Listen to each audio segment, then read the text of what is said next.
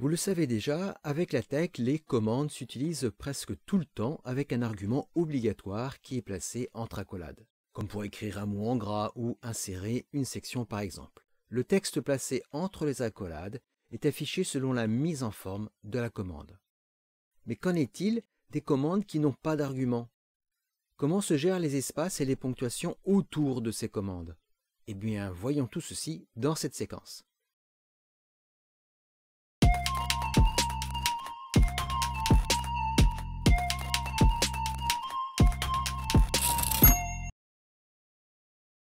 Vous le savez, avec LaTeX, les commandes utilisent des accolades pour mettre en forme et mettre en page le contenu textuel par exemple.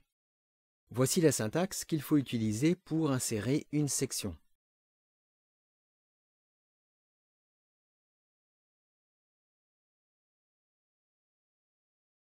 Donc dans cet exemple, nous avons la commande section et entre les deux accolades, nous avons le texte qui doit être inséré. J'enregistre et j'effectue le rendu. Et voici l'affichage obtenu. Il y en a de même, par exemple, pour mettre un mot en gras.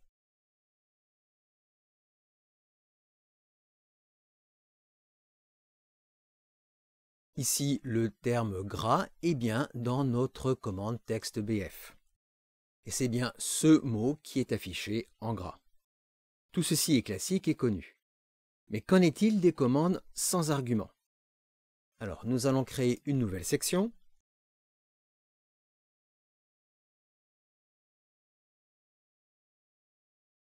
Nous allons prendre pour cet exemple la commande qui permet d'écrire le mot LaTeX avec la bonne mise en forme. C'est la commande /LaTeX. Cette commande ne possède pas d'argument car il n'y a rien à mettre en forme puisque c'est le mot LaTeX qui doit être affiché par la commande qui porte le même nom. Voyons ceci. Je vais saisir mon texte.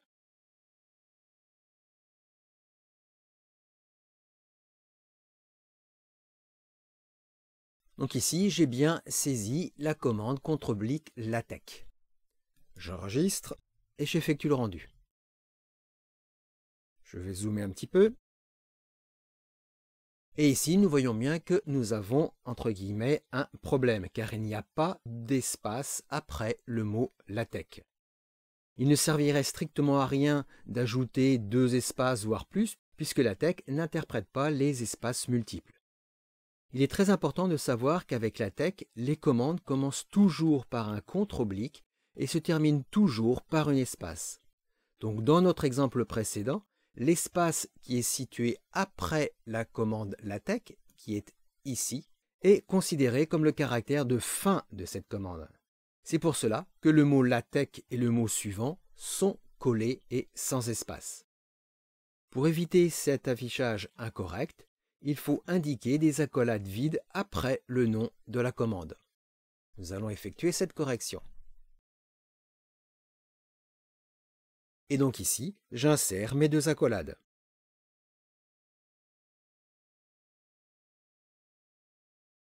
J'enregistre et j'effectue le rendu.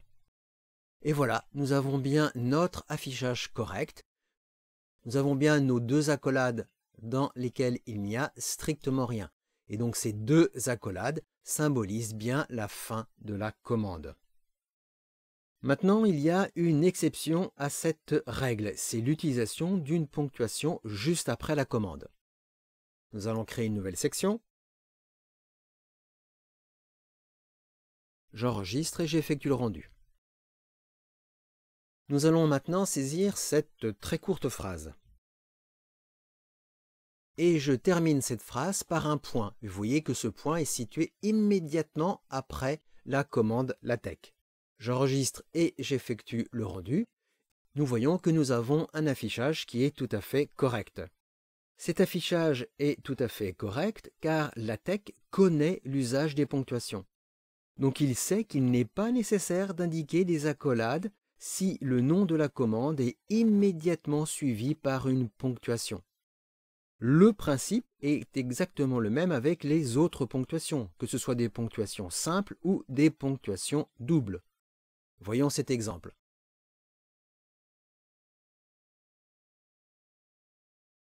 Donc ici, après la commande LaTeX, eh bien, j'ai ma ponctuation double, ici, 1, 2 points. J'enregistre et j'effectue le rendu. Et nous avons une gestion qui est tout à fait correcte de nos espaces. Et il en serait exactement de même si nous avions mis par exemple une simple virgule ou une autre ponctuation double comme un point-virgule ou un point d'exclamation. Voyons maintenant un autre cas de figure, c'est l'utilisation des guillemets. Je vais insérer une nouvelle section. Les commandes pour insérer des guillemets sont les commandes CTRL-OG et CTRL-FG. Attention, ces deux commandes sont utilisables uniquement si vous avez utilisé le package Babel avec l'option French. Je vais saisir ici mon petit texte. Donc ici, j'ai ma commande OG pour ouvrir les guillemets et ma commande FG pour fermer les guillemets qui me permet d'avoir les chevrons à la française. Et donc vous voyez que ces deux commandes n'ont pas d'argument. J'enregistre et j'effectue le rendu. Et ici, eh bien, nous voyons que à nouveau, nous avons un problème d'espace après le guillemet fermant. Détaillons cette syntaxe. Il n'est pas nécessaire de mettre des accolades après le guillemet ouvrant. Si vous en mettez, cela n'a rien de gênant et c'est même plus rigoureux. Car LaTeX sait qu'il faut toujours insérer une espace après le guillemet ouvrant. Pour le guillemet fermant, s'il y a une espace après la commande, celle-ci est interprétée comme la fin de la commande. Donc, il faut mettre des accolades vides pour avoir un affichage correct de notre guillemet fermant. Donc ici, pour plus de facilité, je vais faire un petit copier-coller. Et juste après le guillemet fermant, je vais mettre ma paire d'accolades. J'enregistre et j'effectue le rendu. Et voilà, nous avons bien ici un affichage qui est tout à fait correct. Par contre, s'il y a une ponctuation juste après le guillemet fermant, comme nous l'avons vu précédemment, eh bien il n'est pas nécessaire de saisir les accolades. Voyons ceci. Là encore, j'effectue un copier-coller pour plus de facilité. Et par exemple, je vais mettre juste une virgule après le guillemet fermant. Et ici, vous voyez que nous avons un rendu, nous avons un affichage qui est tout à fait correct. Et bien maintenant, vous savez gérer correctement les commandes sans argument avec des espaces et des ponctuations associées selon le contexte rédactionnel.